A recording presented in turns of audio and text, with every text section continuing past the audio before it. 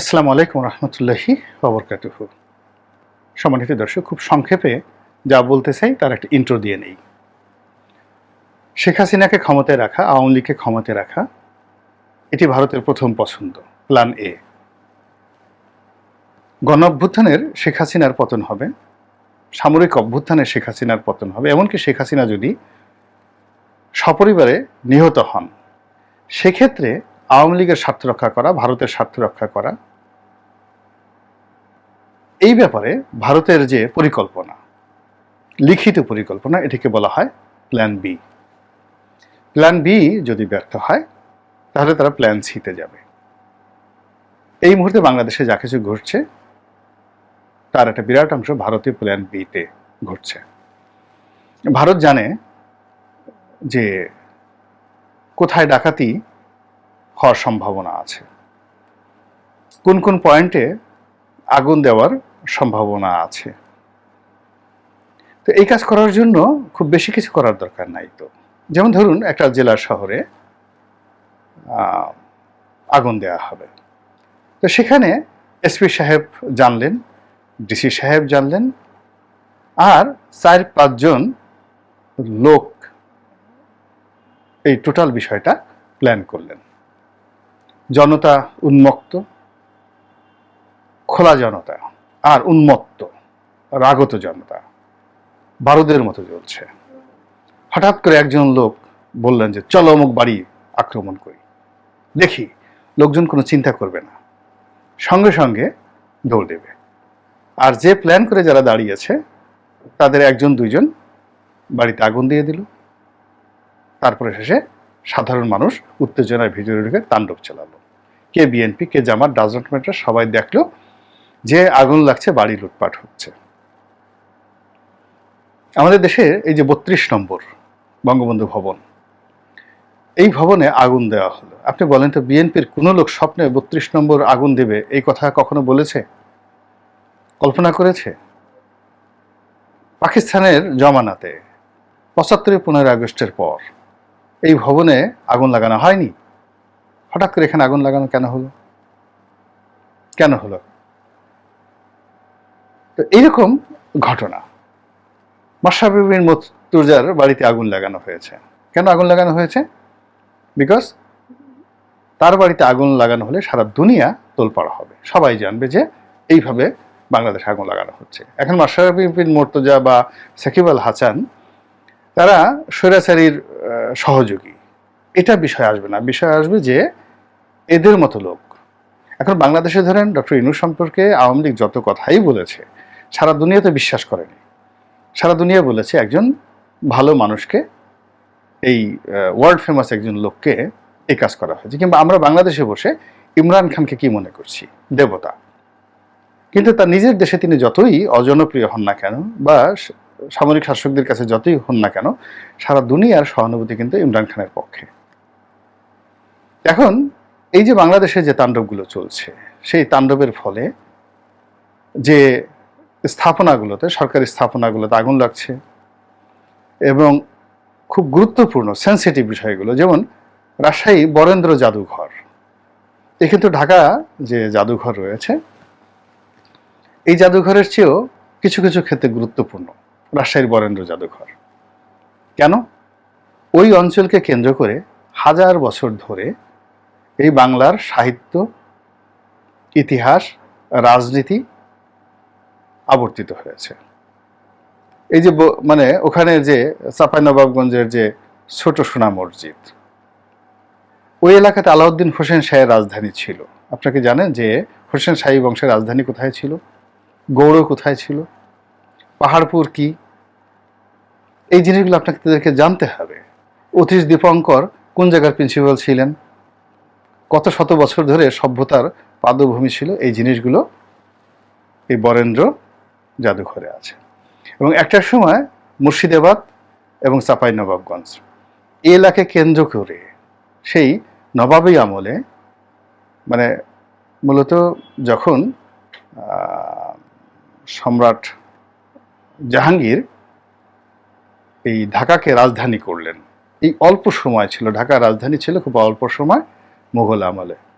এরপর আওরঙ্গজেবের জমানাতে প্রথমে এখান থেকে অর্থ মন্ত্রণালয় সরিয়ে নেওয়া হয় সেই মুর্শিদাবাদে, এবং পরবর্তীতে রাজধানী চলে যায় ঢাকা থেকে মুর্শিদাবাদে। এই যে মুর্শিদাবাদে যে রাজধানী, সেই রাজধানীকে কেন্দ্র করে সেই মুর্শিদাবাদ এবং তার পার্শ্ববর্তী অঞ্চলে শত শত বছর ধরে যে উন্নয়ন হয়েছে, মানুষের মন, চিন্তা, চেতনা, কর্ম সব মিলিয়ে ঐতিহ্য, কৃষ্টি, কালচার পুরো এলাকাতে, তার মধ্যে আমাদের এই চাঁপাইনবাবগঞ্জ ছিল। তো সেই জাদুঘরে যে আক্রমণ করা হয়েছে, আপনি এটা কি একটা যেনতেন ঘটনা? শুধু প্রসারী ঘটনা। নর্মালি জাদুঘরে দুষ্কৃতিকারীরা আক্রমণ করবে কেন? দুষ্কৃতিকারীরা তো যেখানে টাকা আছে, সোনা আছে, গহনা আছে, সেখানে করবে। তো এর পেছনে একটা চক্রান্ত আছে না, বিশাল একটা চক্রান্ত রয়েছে। এরপর খুঁজে খুঁজে দেখেন যে যেগুলো মানুষের আবেগকে, যে যারা আন্দোলনের পক্ষে বড় বড় কথা বলছিলেন এবং এই আন্দোলনকে যারা ইনিশিয়েট করেছেন, যেমন ধরেন পিনাকি কিংবা জিলুর রহমান, তৃতীয় মাত্রা জিলুর রহমান, আসিফ নজরুল কিংবা আমি গোলাম মোল্লা রনি, আমরা তো গত 15 বছর ধরে পরিশ্রম করছি। লাস্ট 15 ইয়ার যাবৎ, যে 15 বছর যাবৎ যে লেখা লিখেছি, 50 লাখ শব্দ পত্র পত্রিকায় লিখেছি, কোটি কোটি মানুষ পড়েছে। এই 50 লাখ শব্দ লিখতে গিয়ে কি পরিমাণ রক্ত ঝরেছে আমার হৃদয়ের মধ্যে, মস্তিষ্কের মধ্যে, এটা আপনারা বুঝতে পারেন? প্রত্যেকটা মুহূর্তে তলোয়ারের উপরে আমার জীবন ছিল। তা আমি কেন হ্যাপি হতে পারছি না এই সময়টাতে? আমার তো গড়াগড়ি করে হাসি দেওয়া উচিত। এই পরিস্থিতিকে আমি তো হাসতে পারছি না, জিল্লুর তো হাসতে পারছি না, পিনাকি কেন কাঁদছে? এই জিনিসগুলো বুঝতে হবে। এর কারণ হলো, এই মুহূর্তে আমাদের এই যে সংগ্রাম, 15 বছরের সংগ্রাম, লড়াই, এটা ছাত্র জনতার হাত দিয়ে যে গণ অভ্যুত্থানের রূপ নিয়েছে, এটি এখন ভারতের প্ল্যান বি এর জালে ঘুরপাক খাচ্ছে। এরপর প্ল্যান সি কি? প্ল্যান বি এর মধ্যে যেটি রয়েছে সেটি হলো একেবারে সর্বোচ্চ পর্যায়ে। এমনকি যারা এই সময় ক্ষমতায় আসবেন, সেই ক্ষমতার শীর্ষ পর্যায়ে যারা নেতৃবৃন্দ রয়েছেন, তারা যদি নিহত হন, তাদেরকে যদি মেরে ফেলা হয়, এটা অস্বাভাবিক কিছু নয়। পদে পদে তাদেরকে যদি অপদস্থ হতে হয়, তাদের বিরুদ্ধে বিপ্লব তৈরি করা হয়, তো সেই ব্যাপারে আমাদের কি কোনো গ্রাউন্ড ওয়ার্ক আছে, প্রস্তুতি আছে? প্রস্তুতি না থাকলে তো আপনার হাতে স্বর্ণ দেওয়া হলো, আপনি তো স্বর্ণ না চিনে এটাকে ফেলে দিবেন। সে বাদশাহ হারুন আর রশিদের জমানা সেই গল্পের মতো। একজন বলতেছে বাদশাহ পৃথিবীর সমস্ত ক্ষমতার মালিক, আর এক ফকির বলতেছে আল্লাহ পৃথিবীর সমস্ত ক্ষমতার মালিক। দুই ভিক্ষুক পাশাপাশি বসে আছে এবং এই ধরনের জিকির করে করে তারা ভিক্ষা করছে, বাদশাহ সমস্ত ক্ষমতার মালিক। তো এই পথ দিয়ে যাওয়ার সময় বাদশাহ হারুন আর রশিদ এই দৃশ্য দেখে, তো যেই লোক তার প্রশংসা করছে তার প্রতি তার একটা দয়া হলো। সে দুটো পাউরুটি তৈরি করে নিয়ে আসলো, বলে নিয়ে আসে একটার মধ্যে সোনা, রূপা, গহনা, মানে মণিমুক্তা, হীরা জহরাত ভরে দিয়ে, সেই তার প্রশংসা যে করলো তার হাতে সেটা দিল, আর যে আল্লাহর প্রশংসা করলো সে ওই শুধু রুটিটা তার হাতে দিল। এবং মনের আনন্দে দূরে দাঁড়িয়ে দাঁড়িয়ে সে নিজের যে শ্রেষ্ঠত্ব, এটা নিয়ে আত্মতৃপ্তি সে অনুভব করার চেষ্টা করলো, যে দেখো আল্লাহই যদি সব দেয়, তাহলে এই মণিমুক্তা, হীরা মণিমুক্তা জহরত কেন ও পাইল না, ও কেন পেল? তো যাই হোক, সে যখন খুব তৃপ্তির নিঃশ্বাস নিচ্ছে দূরে দাঁড়িয়ে দাঁড়িয়ে, হঠাৎ করে দুই ভিক্ষুকের মধ্যে কথোপকথন হচ্ছে। তো বাদশাহ হারুন আর রশিদের প্রশংসাকারী ভিক্ষুক যখন পাউরুটি পেল, সে ধরলো, দেখলো একটু শক্ত শক্ত লাগে, ওজনও বেশি হয়। তো ওই জমানাতে পাউরুটি পাওয়া একটা বিরাট ব্যাপার, ভিক্ষায় একটা পাউরুটি পেয়েছে, বিশাল ব্যাপার। আর পাশের যে ভিক্ষুক, তারটা একটু নরম নরম মনে হলো, এবং সে যেহেতু আল্লাহর প্রতি নির্ভর করে, সে পাউরুটি পেয়েছে, খুশিও হয় নাই, বেজারও হয় নাই। তো পাশের যে ভিক্ষুক, সে তো টাউট, সে যে বাদশাহ হারুন আর রশিদকে প্রশংসা করে, সে তো টাউটারি করে, স্বার্থের জন্য করে। আর সে যে আল্লাহর প্রশংসা করছে, সে তো ভিক্ষা পাওয়ার জন্য করে না, বা সে ওই পাউরুটি পাওয়ার জন্য করেনি। তো পাশের যে ভিক্ষুক সে বলতেছে, তোমাকেও তো পরোটা পাউরুটি দিয়েছে, তোমার পাউরুটিটা কেমন? হাতে নিল, সে অনুভব করলো, অন্ধ, দুজনই অন্ধ ভিক্ষুক, অনুভব করলো যে নরম তুলতুলে, আর তারটা একটু শক্ত। সে তখন বললো যে আসো এই আমরা পাল্টে নেই, এবং তারা সেই পাউরুটিটা পাল্টে নিল। বা হারুন আর রশিদ দাঁড়িয়ে দাঁড়িয়ে এই দৃশ্য দেখলেন এবং ভাবলেন যে মানুষ খুব অল্প জ্ঞানের অধিকারী। আল্লাহ নিজে কোরআনে বলেছেন, আমা উতিতুম মিনাল ইলমি ইল্লা কলিলা, তোমাদেরকে খুব সামান্যতম, খুবই সামান্যতম জ্ঞান দেয়া হয়েছে। আমরা সেই জ্ঞান নিয়ে রাগে মানে ভাব দেখানোর জন্য চুল বাঁকা করে ব্যাধি বেনি, অনেক পুরুষ বেনি বেঁধে চলে, কেউ মোজ বড় করে, কেউ দাঁত মাজে না, হ্যাঁ, কেউ বিশাল জুব্বা টুব্বা পরে, এখানে তালি ওখানে তালি দিয়ে সে দেখানোর চেষ্টা করে যে সে খুব জ্ঞানী। আল্লাহ বলতেছে তোমাদেরকে কোনো জ্ঞানই দেওয়া হয় না, সামান্যতম জ্ঞান দেওয়া হয়েছে।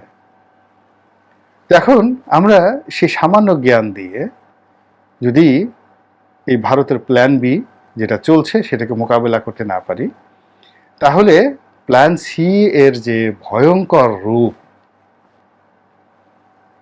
সেটি আমরা মোকাবেলা করার জন্য আমাদেরকে রীতিমতো গেরিলা যুদ্ধ করতে হতে পারে, just like Hamas, just like Houthi. তো এই যে হুতি হামাসের মতো, জাস্ট লাইক হিজবুল্লাহ, আমাদের এই বাংলাদেশে কি সেই ইতিহাস আছে? আমরা মুহূর্তের মধ্যে গরম হয়ে যাই, মুহূর্তের মধ্যে নরম হয়ে যাই।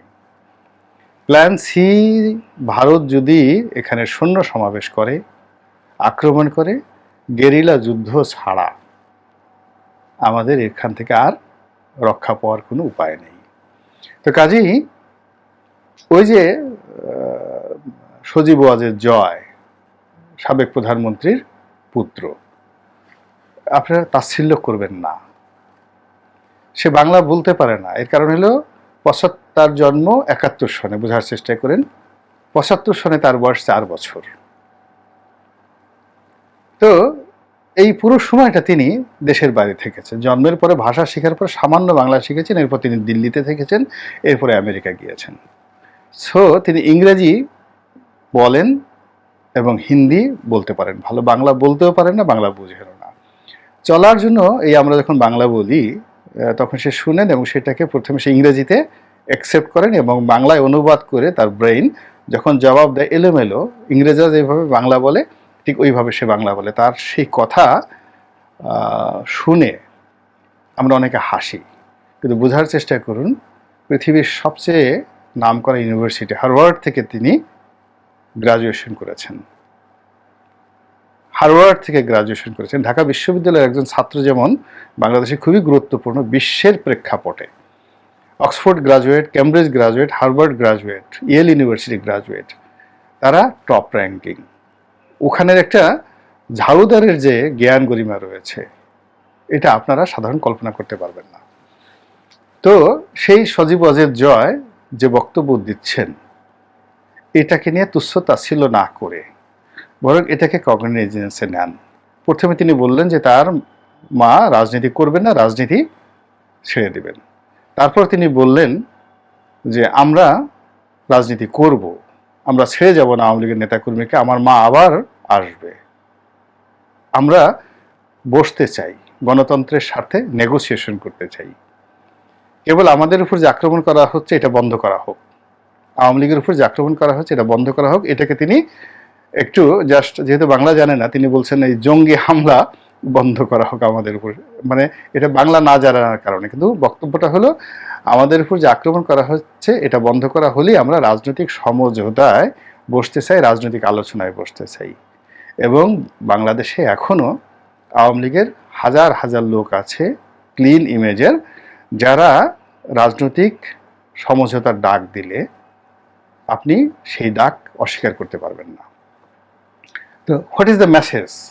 এই যে মুহূর্তের মধ্যে তিনি এই কথাগুলো বলছেন, বা ভারত যেভাবে প্রথম প্রচার করছে তারা তাকে আশ্রয় দেবে না, এবং আরও কয়েক মাস যাবত শুধু প্রচার করতে থাকবে যে আজ ইংল্যান্ডে রিফিউজ হয়েছে, কালো মুখ রিফিউজ হয়েছে, এবং বাংলাদেশের মিডিয়াগুলোতে এখনও আওয়ামী লীগের 90% তো আওয়ামী লীগের এজেন্ট। তারা ভোট পাল্টিয়েছে মাত্র, জাস্ট পরিস্থিতি সামাল দেওয়ার চেষ্টা করছে, কিন্তু মন মননে এখনো তারা শেখ হাসিনা, জয় বাংলা, জয় বঙ্গবন্ধুর লোক, সুবিধাভোগী লোক। ফলে ইন্টেলেকচুয়াল লেভেলে, বুদ্ধিবৃত্তিক লেভেলে 3 দিন পর 4 দিন পর একটা তথ্য ঢুকিয়ে দেবে, আপনারা বিভ্রান্ত হয়ে যাবেন। তো কাজেই শেখ হাসিনাকে নিয়ে ভারতের যে প্ল্যান, সেই প্ল্যান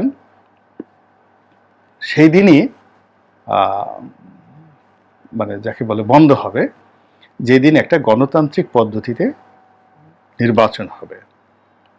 এবং বিএনপি যে দাবিগুলো করেছিল সকল দলের অংশগ্রহণে নির্দলীয় নিরপেক্ষ সরকারের অধীনে একটি সুষ্ঠু নির্বাচন, তো প্রায় 35% লোকের রিপ্রেজেন্টেশন বিএনপির আছে।